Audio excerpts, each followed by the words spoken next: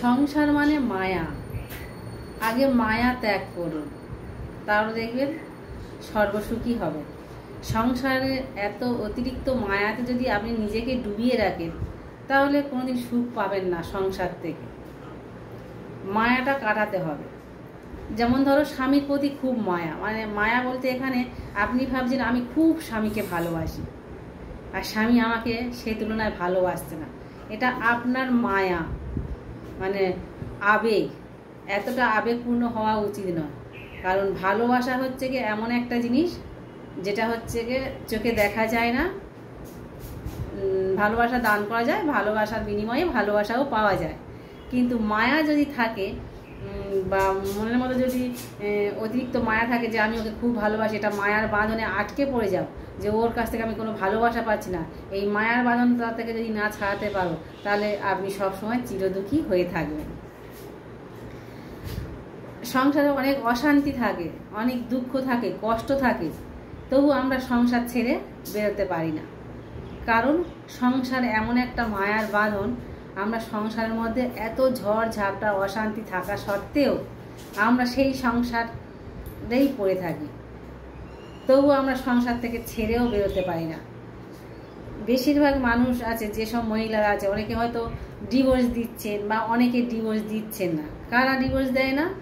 যারা হচ্ছে কি প্রকৃত প্রেম করে, সংসারটাকে ধরে রাখে, এটা হচ্ছে তাদের মায়া ঠিক নয়। তারা প্রেম করে, তারা ফ্যামিলি পরিবারকে ধরে রাখে, সম্মান টম্মান এইসব নিয়েই তারা পরিবারকে সুস্থ রাখে।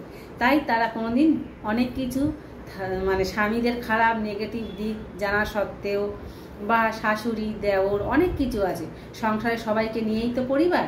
তো এত কিছু মানুষের কাছ থেকে ধাক্কা খাওয়া সত্ত্বেও দেখবে যেসব নারীরা সংসারটাকে ত্যাগ করে না, জানবেন তাদের মধ্যে মায়া থাকে না, তাদের মধ্যে খাঁটি প্রেম থাকে। তারা মায়াটাকে ত্যাগ করে, তারা জানে এটা মায়ার বাঁধন। এখানে অনেক মায়ার বাঁধনে অনেক কিছু ভুল জিনিস আমরা দেখতে পাই, সেই জিনিসগুলো ধরে সংসারে অশান্তি করে বেরিয়ে যাওয়াটা উচিত নয়। আর সংসারে যদি এই মায়ার বাঁধনটা আছে বলে তাই অনেক কিছু ভুল জিনিসগুলো ঘটছে, সেইগুলোকে ধরে আমরা অশান্তি করছি, মায়ায় ঘটছে, পথ ভ্রষ্ট হয়ে যাচ্ছে। কিন্তু মনের মধ্যে যদি খাঁটি প্রেম থাকে, যে আমি আমার স্বামীর কাছ থেকে কী পেলাম বা কী পেয়েছি বা কী পাবো, সেই আশা করে স্বামীকে ভালোবাসছি, তার বিনিময়ে কিছু পাইনি, তাহলে আমাকে বিয়ে করাটাও সাজে না। কারণ আমি পরিবারে এসেছি, পরিবারকে সবাইকে নিয়ে সুস্থ রাখবো, পরিবার থেকেও অনেক কিছু ভালো জিনিসও পাবো, অনেক খারাপ জিনিসও পাবো। তবে বেশিরভাগ ক্ষেত্রে খারাপ জিনিসটা আসে, এটা আমাদের মনে হয়।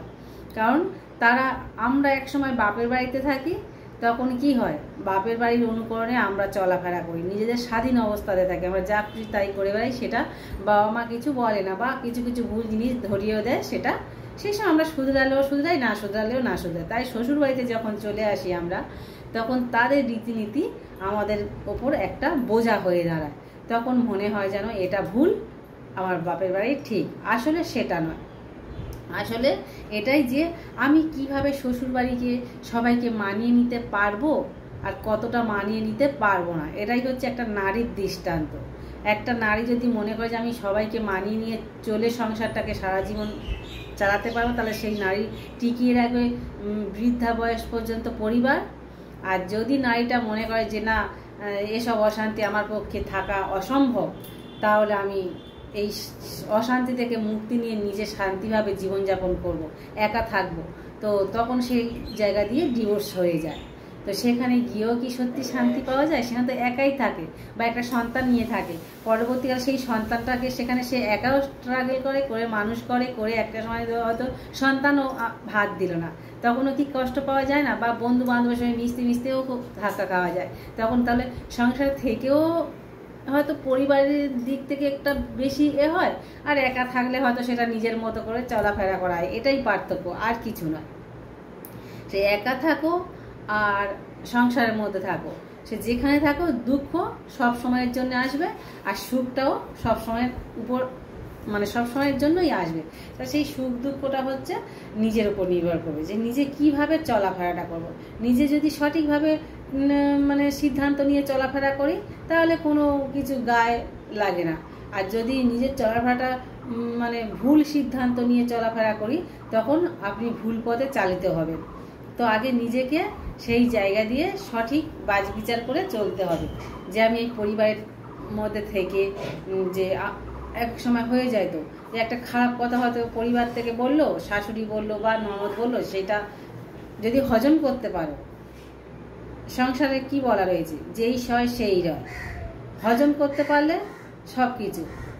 হজম মানে কি, এখানে ত্যাগ বোঝাচ্ছে, যে ওই কথাটা বলেছে ছেড়ে দাও, ও বলেছে শুনে তো নিয়েছো, করতে পারলে করবো, না করতে, তাহলে আর মুখে কোনো একটা ফসকে ও একটা খারাপ কথা বলছে, সেটার উত্তরের বিনিময়ে কোনো উত্তর ফিরিয়ে দেওয়ার দরকার নেই। তাহলে উত্তর যদি ফিরিয়ে না দাও, সেটা মানে হজম করে নিলে, আর হিসেব মতো সেটা ত্যাগও করে দিলে, যে জিনিসটা আমি করতে পারবো না, সেটা ভালোবেসে বললে বলতে পারো, বা করতে পারলে করো। তাহলে নিজে যদি সেইটাকে মেনে নিয়ে স্বীকার করে নিয়ে চলতে পারো, তাহলে সঠিক হবে। আর যদি করতে না পারো, তাহলে সেটাকে ছেড়ে দাও। এইভাবে হচ্ছে কি সংসারটাকে হচ্ছে চালিয়ে নিয়ে যেতে হয়। সংসারের এই মায়ার বাঁধন থেকে আমরা কোনোদিন বেরোতে পারি না, কারণ আমাদের একটা মায়া কাজ করে।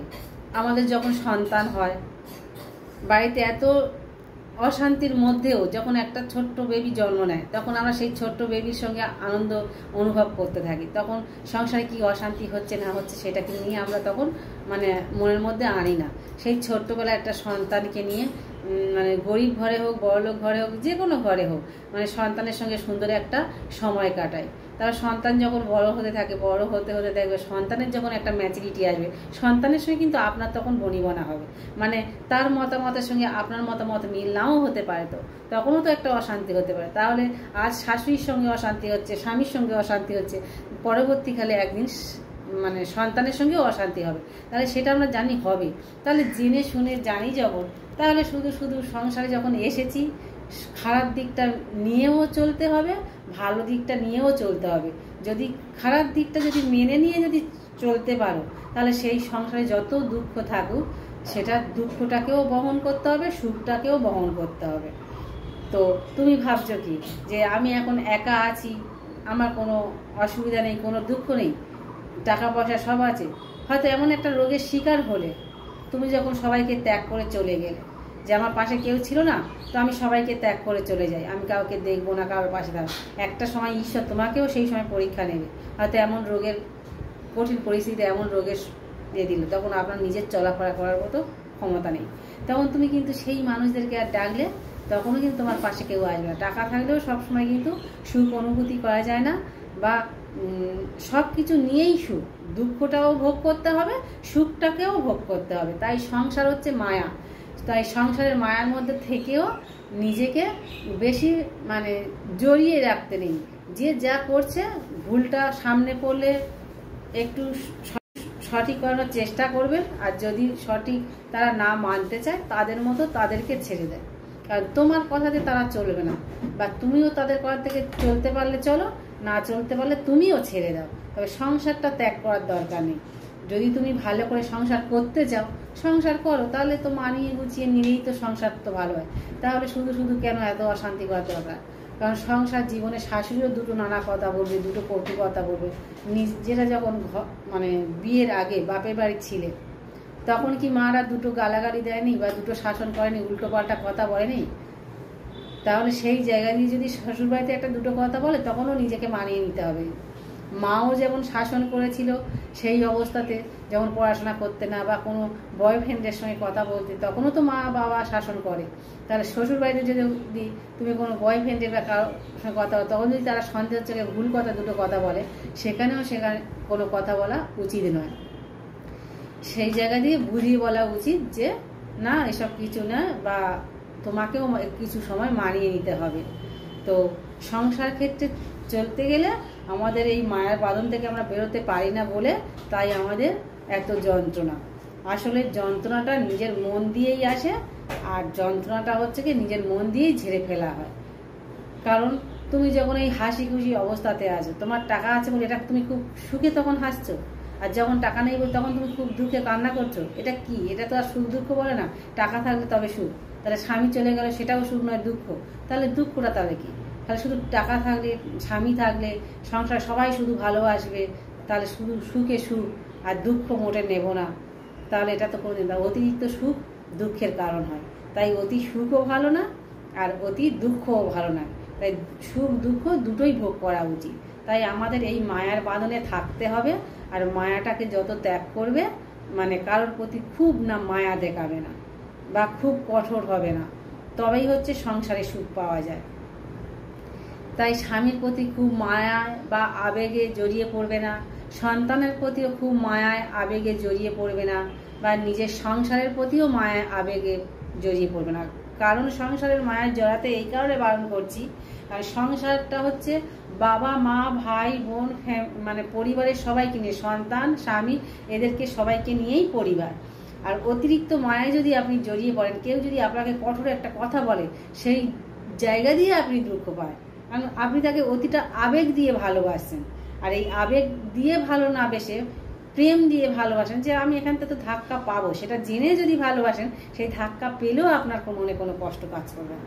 এটাই হচ্ছে মায়া বাঁধনটা কাটাতে হবে।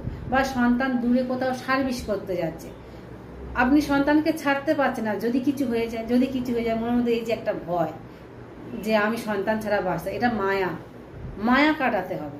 এই স্বামী বিদেশে চাকরি করতে যাচ্ছে, স্বামী যদি অন্য কোনো দেশে, আমি তার স্বামী ছাড়া বাঁচবো না, এটা মায়া। এই মায়া থেকে না বেরোতে পারলে আপনি জীবনে কোনোদিন মায়ার বাঁধন কাটাতে পারবেন না, আর কোনোদিন সুখী হতে পারবেন। তাই আগে মায়ার বাঁধন কাটান আর সুখী হন।